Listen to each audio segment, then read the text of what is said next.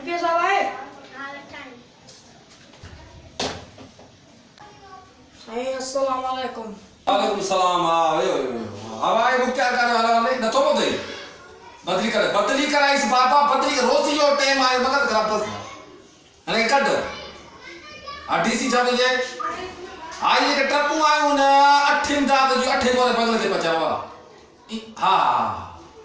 पचा ठीक है कट पर हड़ा चलो दादू को गंज रोजी ठीक चाइना वाला से ला चाहते हो तने सगल आयो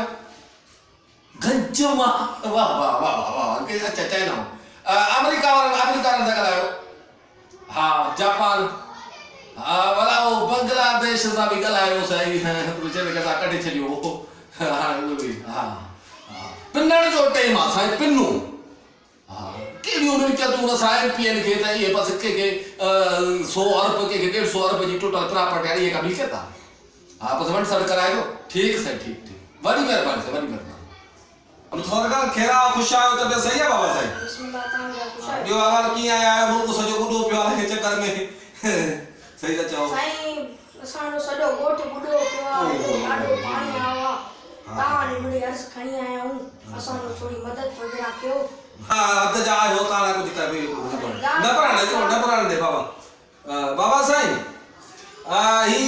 आए गोठ गुलमंद इस वाले बाबा आयो बुडी बाबा साईं कोशिश कयो जो बिल्डोजर का इनको तुप कयो पाड़ न हो जे का सिर गोठ में इनन खे पाजे करतूतन जो सजा हुई बाबा साईं जेके जाए माल लोड़न भली बाबा साईं हां लोड़ ठीक है बाबा दुप कयो जो गोठ दुप कयो चमचो मुझे मारे जो रोजी का जेके कराई दो सर हां ठीक ये रोजी गंज मथे इधर फोटो बोटो लेट दे ठीक है बाबा ठीक है मेरा दुप का बिल्डोजर का रात में 12 बजे बाहर पुलिस वाला पियार दे करो मुबार भरी दो संजो गोठ ड्राई जे के झुमर ऊपर से शुरू बची ट्राई खत्म ठीक बाबा ठीक साईं गोठ ठहराए था दो तो के रोजी कर रोजिया जो टेम आ बाबा साईं या रोजिया जो टेम आ पाछा हियर नोट कमाइण वा नोट एमपीए एमएन हुकूमत छाड़ी केड़ा खर्च ना कयो मसलो तो खुदा मोकियो ॾिनो आ तहां के पाछे माला जो सदा साईं जी को मां बिन जासू दे पो कीड़ा मकोड़ा खाजरा हुंदा आहिनि पीरन जे हेठों लताण जे लाइ आवाम पब्लिक या सब माले कीड़ा मकोड़ा जीत एकड़ा है लताण को टेंशन को फोन है पी किलोमीटर को आ ठीक दादू आ कट तक मुल्क दानो डाल है तो मारन के बोर्ड मारे परियो वरी दरिया हवा करा हुजन सद को वजाए ठीक गोठ बचा दीजो थोड़ो सही गोठ बचा जा ता मुदा वोटर भी आयो इलेक्शन वाले टेम ते तहां जेके चमचा आयो मुदा तहां लख रुपया दी तू कारतू सिंधी जड़ा खरीद कदासी लाउड लेके दई छडीदासी साउंड सिस्टम नारा हड़पड़ा जहालत जिंदाबाद पूरी सिंध में जेस जहालत आहे असा जड़ा काबे रहंदा अंडसो ताजे खानदान में बा दादा नाना कई पुराना मरिया दफन थिया उए दफन थिया उनकी तारीख भी दफन थी वई उन जो वजूद भी थियो दफन